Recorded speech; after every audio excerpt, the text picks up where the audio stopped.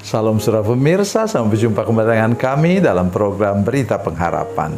Saudara pemirsa, hari ini kita akan belajar sesuatu yang luar biasa. Bagaimana umat Tuhan pulang dari Babel ke Israel atau Yerusalem di bawah kepemimpinan Imam Ezra. Supaya kita mengerti bagaimana cara Tuhan memimpin hidup kita dalam perjalanan hidup kita di tengah-tengah dunia ini. Mari kita berdoa sebelum kita lebih jauh mendengarkan firman Tuhan ini. Bapa, dalam nama Yesus, berkati kami semua pemirsa, seluruh jemaat yang menyaksikan program ini, supaya kami belajar betapa pemeliharaan Tuhan luar biasa bagi hidup dan perjalanan kami selama mengembara di tengah-tengah dunia ini. Terima kasih Tuhan, dalam nama Yesus, haleluya, amin. Saudara pemirsa, mari kita membaca Alkitab kita dari Perjanjian Lama. Perjanjian Lama, kitab Ezra. Kitab Ezra pasal 8, Ezra 8 ayatnya yang ke-21 sampai 23. Demikian bunyi firman Tuhan. Kemudian di sana di tepi sungai Ahawa itu, aku mengumumkan puasa supaya kami merendahkan diri di hadapan Allah kami dan memohon kepadanya perjalanan yang aman bagi kami, bagi seisi keluarga kami dan segala harta benda kami. Aku malu minta tentara dan pasukan berkuda kepada raja untuk mengawal kami terhadap musuh di perjalanan. Sebab kami telah berkata kepada raja demikian, tangan Allah kami melindungi semua orang yang mencari Dia demi kebaikan mereka, tetapi kuasa murkanya menimpa semua orang yang meninggalkan Dia. Jadi kami pun berpuasa dan memohon hal itu kepada Allah dan Dia mengabulkan permohonan kami. Amin. Saudara pemirsa, mereka membawa emas saja dari perhiasan, maksud saya, dari alat-alat yang dipakai di bait Allah di ruang kudus dan maha kudus. Itu mereka bawa balik setelah itu dirampas oleh Raja Nebukadnezar 70 tahun yang lalu. Jadi saudara sekalian, mereka sekarang pulang membawa itu yang bisa dihitung. Katanya masih banyak lagi yang lain. Mungkin bentuknya uang koin dari emas. Jadi itu yang mereka bawa pulang. 4,5 ton emas. Coba saudara, saya tidak bisa bayangkan itu. Dan perjalanan mereka berapa? 4 bulan. Jaraknya berapa? Jaraknya sekitar 1.500 kilometer. Ya, kalau di Jawa itu sama dengan dari Merak sampai ke Lombok perjalanannya. Bukan perjalanan yang mudah, saudara sekalian. Mereka bawa anak kecil, anak bayi, orang jompo juga, iya.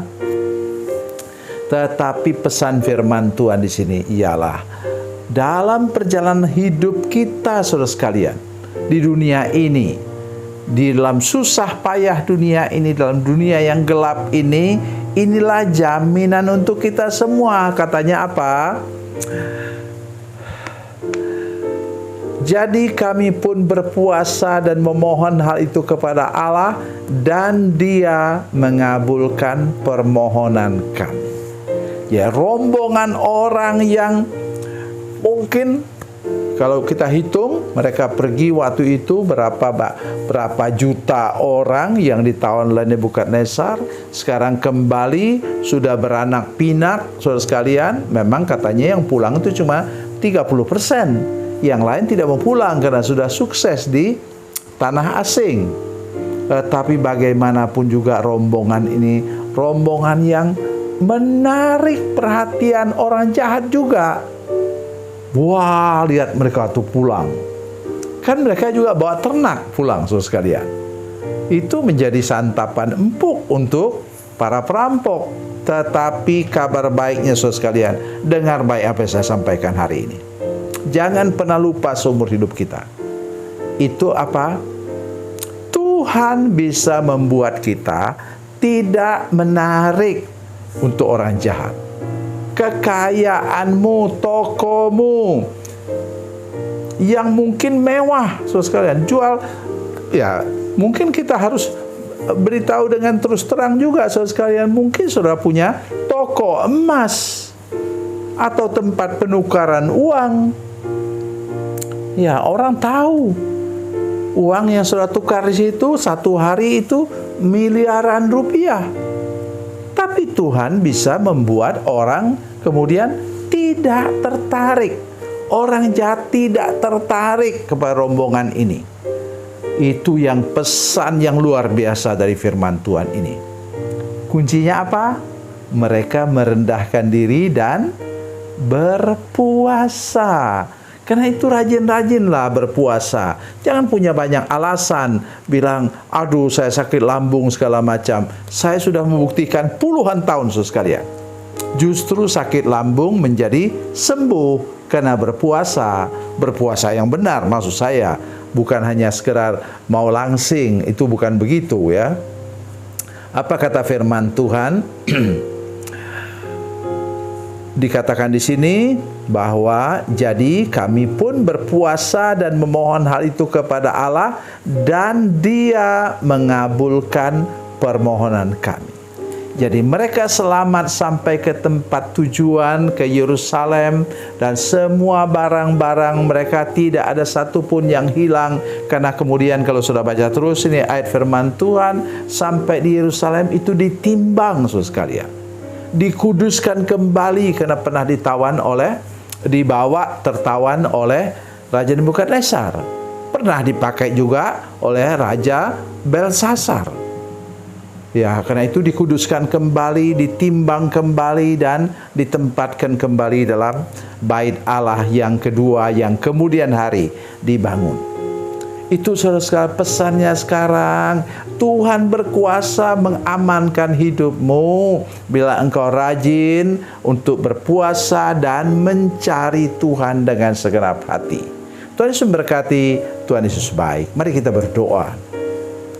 Bapa, dalam nama Yesus, terima kasih Tuhan untuk hidup kami yang terjamin aman oleh Tuhan. Tuhan memelihara kami semua Tuhan.